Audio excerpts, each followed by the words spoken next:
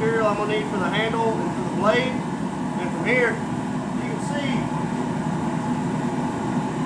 where I'm going to be at with my handle and how much material I'm going to have for my blade. But all I got to do is continue to thin this out and stretch it out for the handle. Then, after I get my handle shape, I'll start on the blade side. But we're going to be here a while because this is about 3/8 thick, so we got a lot of stretching to do. Alright, so show y'all what I'm doing here.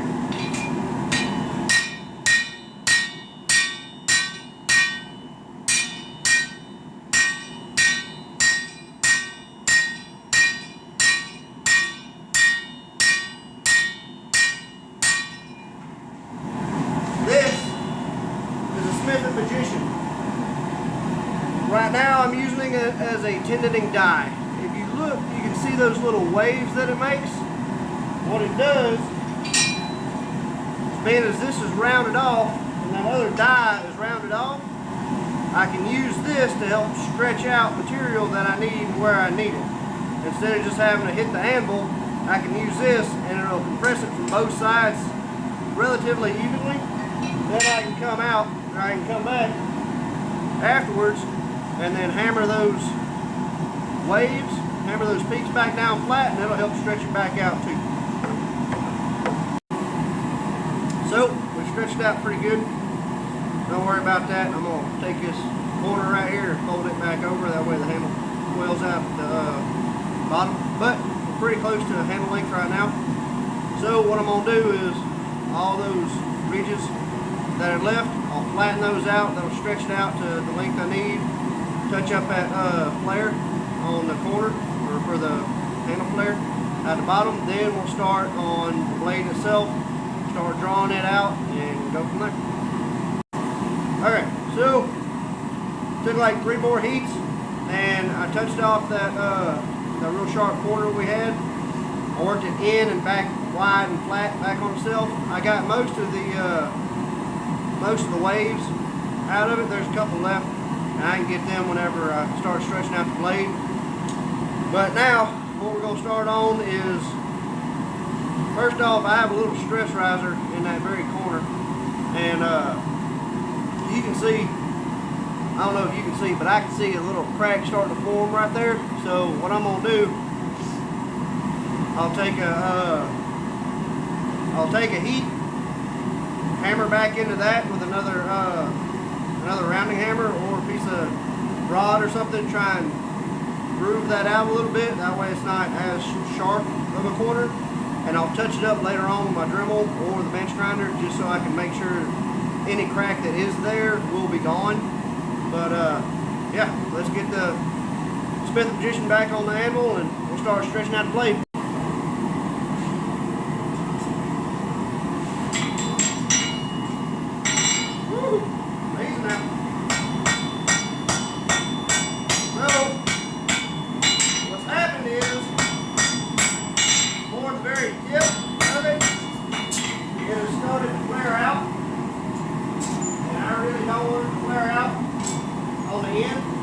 Not yet. I'm at the width that I want for it, but the problem is it's wanting to wedge on the very end. On the very end it was getting wide. I don't want it to get wide on the edge, I just need to draw it out. So what I just did, I touched it up, got it relatively square. I'll probably put it back in, do another heat just to make sure I get it square, and then continue drawing it back out. But we're making progress. Okay, so after about an hour, we stretched it out to roughly 5.5 inches, and from here I'm going to go with just a hand hammer, just because I'm going to have to work out all those grooves with a hammer anyway, and I can stretch it a little bit more with a hammer. But what I'm going to do is taper it in just a little bit, not much, but I need to draw it in and stretch it out maybe another 1/2 inch just to get the length we need, and then we'll be more or less roughed in. I don't know what else I might have to do to it for now, but we're going to get it to length and then we'll make a decision. Okay, so got everything where we want it. We're already there for the length, width, handle, and thickness that we want. Right now we're sitting at about 3/16 thick all the way down. I messaged him earlier and he said he was fine with leaving some hammer marks in it. Relatively straight. I'm gonna do a little bit of fit and finish on in the forge right before I get done. And but I'm going to dimple the blade itself. That way we can see some of them hammer marks, and it'll add a little bit of aesthetic value to it. So I'm gonna get this back and forth, get it hot, and I'll swap over to my ball peen hammer and show you what I'm talking about.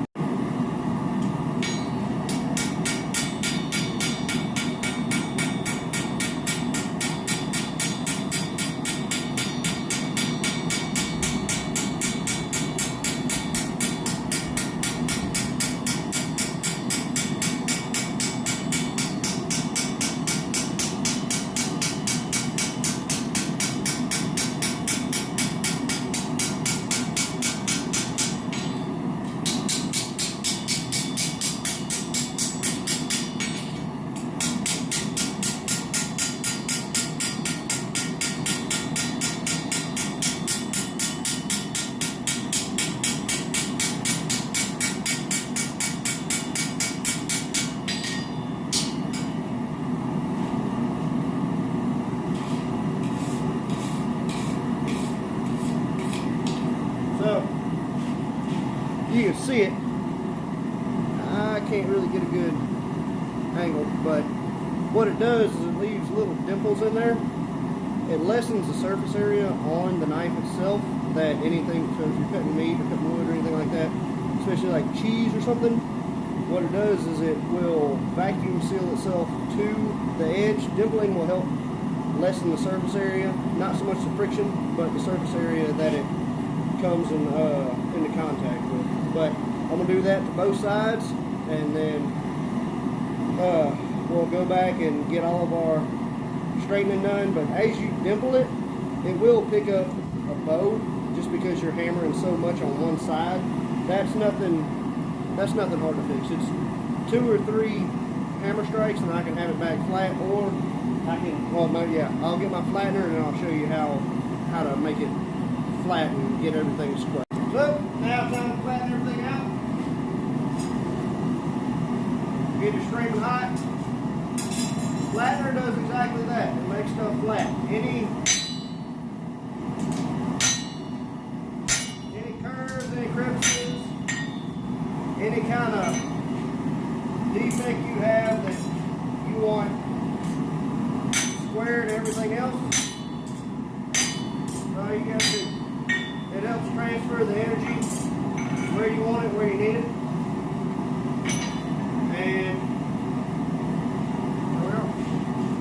Don't take very much, especially being as if you got it hot, it'll move relatively easily. But dimpled everything. We got a good bit of texture on there. I don't know if y'all can see that or not. It doesn't look, it's kind of hard to see with this lighting, but anyway, I'll clean that up with a wire brush. I'm gonna do probably 2 thermal cycles, let it kind of relieve some of the stress on it, and then we'll start grinding and everything else tomorrow. So there it is. I'll leave most of the dimples on there just so it'll look aesthetically pleasing, but tomorrow we start the work.